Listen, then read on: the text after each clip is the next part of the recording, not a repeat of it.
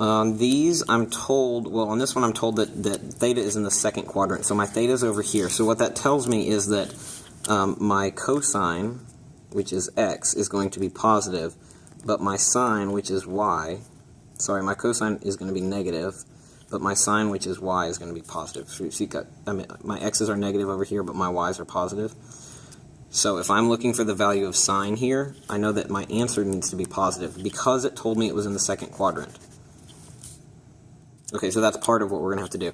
We're also going to use this identity. Remember, remember, sine is just y, and cosine is just x. And remember, this is just the equation of the unit circle.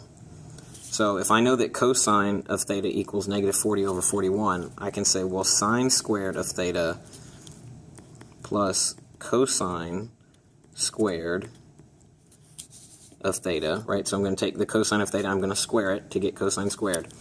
And that has to equal 1. So if I do this on the calculator, I have 40 over 41. Well, I'll do it negative 40 over 41. I'm going to square that, right? And I get that number, but I'm going to subtract that from 1. So I have sine squared of theta is going to equal 1 minus all of that stuff. So I'm going to do 1 minus all of this. Now, I'm purposefully not rounding this number at all. It's going to be important that you do that, or else your answer will only be an approximation and it will not be the same as my answer. So I did 1 minus all that stuff that I got.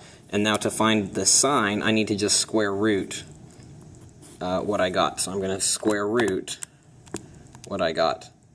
Right? So it looks like the sine of theta is going to equal this decimal. Well, if I convert this back to a fraction, I get 9 over 41. Now, if you rounded your number at all and you try to convert it back to a fraction, it will not work because you rounded your number and it's not exact anymore. So you can either do this with fractions and keep converting it back to fractions, or you can just never round the number in your calculator.